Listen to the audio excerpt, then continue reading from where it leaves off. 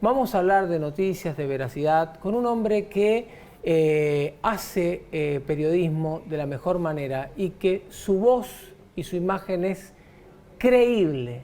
No es tan simple ser creíble en tiempos como los que vivimos. Señoras y señores, lo invitamos a tomar un cafecito, lo invitamos a tomar la leche, a merendar con nosotros al doctor Carlos Simón y lo recibimos con un fuerte aplauso.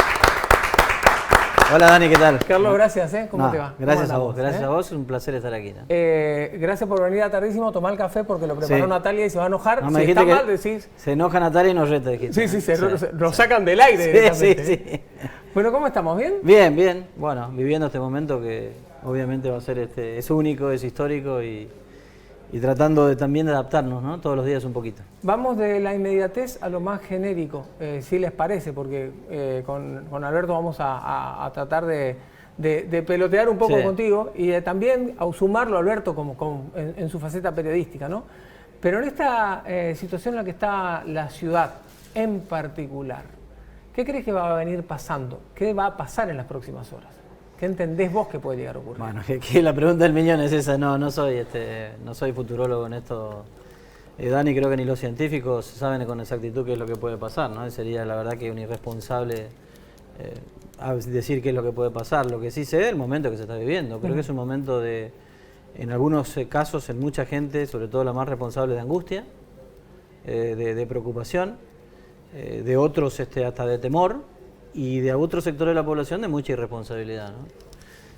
Creo que hay de todo y me parece que cuando hablamos de ese sector que por ahí se maneja todavía con mucha irresponsabilidad, el virus encuentra amigos formidables como para seguir haciendo daños, ¿no? ¿Irresponsabilidad o relaje? ¿Qué fue lo que pasó? No, irresponsabilidad, no, el relaje siempre va a estar en la medida en que... Lo que pasa es que en esto, nosotros somos exitistas y vivimos el momento por naturaleza, es decir, nos cuesta mucho proyectarnos un poquito en el futuro, a ver qué es lo que puede pasar. Y entonces vivimos el momento, ¿no? Entonces, si en el parte durante 5 días te dicen no hay caso, entonces ya está, ya fue, ya salgo de joda, hago lo que quiero, total no pasa nada acá, y bueno. Ahora, cuando en el parte te dicen hay 21 casos, yo rápidamente digo, están ocultando información. Y me asusto, ¿no? Y digo, bueno, el día anterior pensaba irme de viaje, pensaba irme a una fiesta, pensaba esto, en lugar de juntarme con 10 amigos, me juntaba con 20, y cuando sale el parte me quedo encerrado en mi casa, ¿no? Entonces ese término medio es el que siempre nos cuesta encontrar mucho a los argentinos, ¿no? Y Corrientes no es una excepción, ¿no? Vivimos al mismo ritmo que el resto del país y lo que está pasando acá es lo que ya ha pasado en otras ciudades y creo que el ejemplo que tenemos que tomar de inmediato es lo que ha pasado en Jujuy. En Jujuy el propio gobernador Morales ya había convocado al reinicio de clases. A los 30 días tuvo que retroceder. ¿De qué manera? Con casi un centenar de muertos y cerrar absolutamente todo, ¿no? Entonces me parece que lo que más cuesta y sobre todo también en la gente en particular es encontrar el punto exacto de decir, bueno, me tengo que cuidar, tengo que ser responsable y no tengo que entrar en pánico. Acá nos vamos del pánico a la irresponsabilidad sin límite. ¿Y cuánto juega en eso, Carlos, el rol del periodismo, ¿no? Porque tal vez una de las cosas interesantes que trajo la pandemia consigo es que hay como una especie de revalorización de los medios tradicionales, por un lado, y al mismo tiempo de los periodistas con cierta credibilidad, porque claro, uno se aferra en un mar en el que hay complot internacional, ¿sí? Que alguien se confabuló contra el mundo, miles de fantasías en el medio, la voz autorizada de personas que ponen una cuota de mesura pasa a ser, digamos, muy demandada, ¿no? ¿Sentiste ese proceso en estos meses en Corrientes? Sí, lo sentí, sobre todo al comienzo fue Alberto, ¿no? Yo creo que, aparte las encuestas también lo indican, no estoy adivinando nada con esto. Lo que pasa es que el tema de la inmediatez que ahora se da con la utilización de las redes, el WhatsApp y demás, ha hecho que la proliferación de noticias sea de una manera impresionante, ¿no? Entonces, el rol del periodismo es el rol histórico, el que ha tenido siempre, ¿no? El principal valor que tiene que ver con la credibilidad y basado esencialmente en la veracidad, no en una veracidad absoluta, porque eso no existe, sino en lo que yo pienso que sea mi verdad y sobre todo el punto de vista en lo cual lo digo, ¿no? Yo tengo que manejarme con ese principio básico, casi un rector en la carrera periodística de todos, pero lo debo hacer desde el lugar de la honestidad intelectual, ¿no? Yo siempre digo que cuando uno manifiesta una determinada opinión lo tiene que hacer y le tiene que decir a la audiencia o a los televidentes o a quienes te leen en un diario o en una red desde qué lugar estás hablando, ¿no? Porque entonces vos sos honesto intelectualmente. No te pido objetividad porque la objetividad es un valor que en sí en el periodismo no existe. Muchos van a decir, ¿cómo va a decir eso? No existe. Yo soy un sujeto, estoy observando un determinado hecho y obviamente que le voy a dar contenidos que tienen que ver con mi formación, con mis valores y demás, ¿no? Entonces, lo que vos estás haciendo permanentemente es un periodismo subjetivo. Lo que nunca tenés que perder de vista es la credibilidad. Y si a lo largo de tu carrera fuiste creíble, en este momento lo tenés que ser mucho más porque la responsabilidad que tenés es doble. Hoy estás informando sobre algo que puede causar pánico, que puede causar temor. Y una información tuya, mal dada, mal expresada, mal informada, puede generar una situación delicada, en la cual después no hay retroceso, ¿no? Y no te podés ir a ninguno de los dos extremos. No, o sea, no te podés generar un Ojo pánico. que es un desafío diario, ¿eh? Sí, pero lo seguro. tenés que hacer. Bueno, eso también te ayuda a tu carrera, tu trayectoria, tu experiencia, que es algo que no se compra en la esquina, para saber en qué momento estás, particularmente hablando, porque también es cierto que en este cuadro de situación, la información oficial también tiene que ser clara. Ayer hemos vivido un episodio en el cual hubo una información en un parte a las 9, que decía que no había casos, después a las 10 hubo otro parte hablando de 21 casos, y eso también genera un riesgo para la credibilidad de la información que llega oficialmente. Y en eso no te podés equivocar. ¿Por qué? Porque volvemos al parámetro inicial. La gente pasa de un estado de decir, bueno, acá no pasa nada, a acá pasa todo. Si vos en el medio, comunicacionalmente, equivocás en la estrategia, Sí, y no lo digo que sea de manera deliberada, ¿no? deliberada, no. De una manera que se puede dar un error, como se puede dar en cualquier orden de la vida, pero tenés que extremar los recaudos para que eso no suceda. Y cuando aparece un bache, el bache o lo llena la información o lo llena la suposición. O lo llenan los rumores. Ayer estaba todo el mundo convencido de que pasábamos en Corrientes a fase 3. Pero estaba todo el mundo convencido, te iba por la calle, nos vamos de fase, volvemos de fase, y no había ninguna información oficial. Y eso se generó en ese bache que hubo de las 10 de la mañana Pocas horas. hasta las 18 horas, ¿no? ¿Y por qué el gobierno sale, más allá de que el comunicado llega a las 18 horas a través del comité de crisis? Porque ya desde el mismo gobierno se informó, a través de otros mecanismos, si querés hasta subterráneos, diciendo no pasa nada, acá seguimos en fase 5. Cuando digo no pasa nada, digo no vamos a retroceder de fase. Acá hay una situación delicada desde el punto de vista sanitario, que es el brote en el hospital pediátrico. O sea, están pasando cosas. Entonces, cuando están pasando cosas, vos todavía tenés que extremar el doble los recaudos como para informar. No te puedes equivocar en esta, ¿no? ¿Cómo es el trabajo puertas adentro de un equipo como el que tenés en la radio, que implica una responsabilidad no solamente de lo que decís, sino también en algún punto de lo que cada uno de los jugadores que están sentados a la mesa terminan manifestando, ¿no? Porque hay como un trabajo en equipo, ahí no solamente lo que vos decís, sino lo que en este caso la radio dice, digamos, por ponerle un genérico. Y tenés que, así como uno podría exige que la información que llegue sea la directa, exacta, y vos tenés que trabajar en ese aspecto, ¿no? También los errores tenés que reducirlo al mínimo, y se cometen lamentablemente errores también, ¿no? Lo que pasa es que tenés que tratar de minimizar el margen de error que tenés, ¿no? Porque el momento en sí lo amerita. No es lo mismo decir, en una esquina chocaron una moto con un auto y hay una persona que tiene una herida grave cuando en realidad quizás tenga una herida leve, que decir, en el marco de una pandemia, la situación sanitaria ha colapsado. No es lo mismo. El efecto es totalmente diferente. Palabras, ¿no? Y comunicacionalmente tenés que tener el doble de responsabilidad. La responsabilidad la tenés que tener todos los días.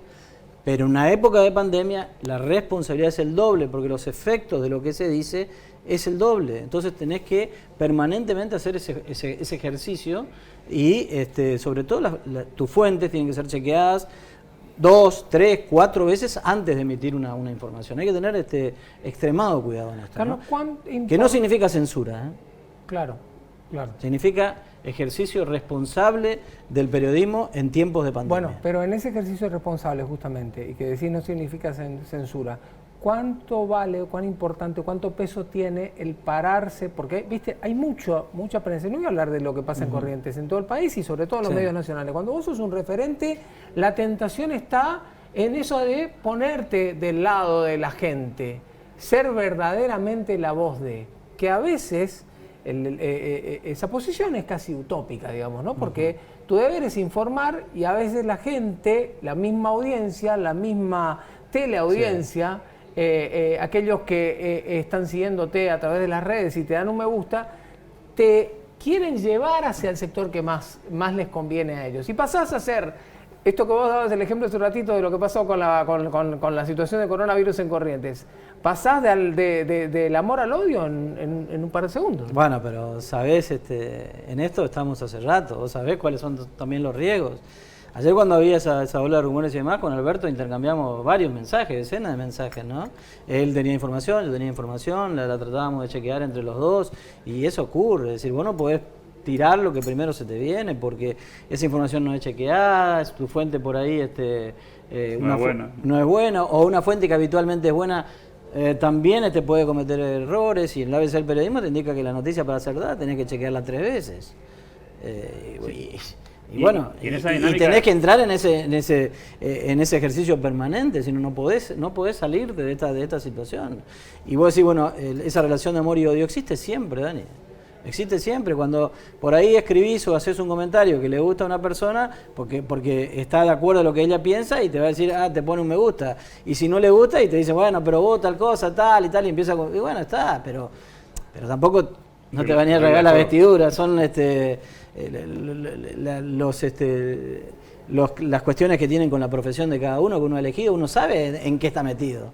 Ya, el lomo lo tiene bastante curtido en esto, entonces no tiene que enojarse, tiene que ponerse en un lugar de equilibrio. El equilibrio es un juego permanente del periodista. El equilibrio es permanente. Hay una demanda de la sociedad en general que tiene que ver con una onda casi deportiva, ¿no? O sea, pasamos de la euforia al derrotismo en una especie de microsegundo, ¿no? Entonces, por un lado, apareció la vacuna, ¿sí? Y la sensación de que mañana nos ponemos toda la vacuna y salimos a abrazarnos. O lo que es peor, sin vacuna ya no podemos abrazar porque ya está la vacuna, digamos. Claro, ya está, en algún momento llega, ¿no? Y en el otro extremo, el miedo, el pánico, el encerrate, no salga, que también lo vivimos en Argentina, ¿no? Sí. Lo decía hoy al comienzo eso, ¿no? Y eso pasa y pasa todos los días. Es decir, vos tenés, lo repito, 4 o 5 días de un parte epidemiológico del gobierno que dice que no hay casos, a uno que dice que hay 21 casos en un día, y entras del triunfalismo a la derrota en segundos nada más, ¿no? Cuando hay que entender, primero, porque de hecho es una realidad también, el gobierno de la provincia de Corrientes ha hecho las cosas de muy buena manera, y eso hay que reconocerlo. El sistema de salud de Corrientes en marzo no estaba preparado para nada, no estaba preparado para aguantar una pandemia. Hoy vos tenés un hospital de campaña que lo pueden criticar, sobre todo por el lugar donde está emplazado, además por lo que ha sido un símbolo, el hogar escuela y demás. Bueno, las críticas las podés hacer y hasta son absolutamente válidas, pero también es cierto que hoy tenés un hospital de campaña. El último parte hablaba de 38 personas internadas, pero ¿sabés qué? Tenés hasta ahora ningún respirador siendo utilizado. Entonces los casos se van a seguir dando.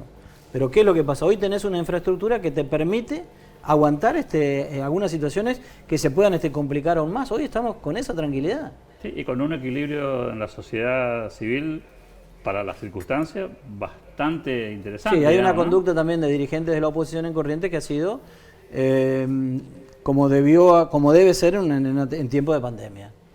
Esa famosa grieta en la cual se cayó a nivel nacional, aquí en Corrientes a mí me parece que hay una actitud muy responsable por parte de muchos dirigentes de la oposición, ¿no? En ese contexto, y para cerrar, y hablando de la profesión, ¿es más difícil que antes, más sencillo que antes hacer periodismo?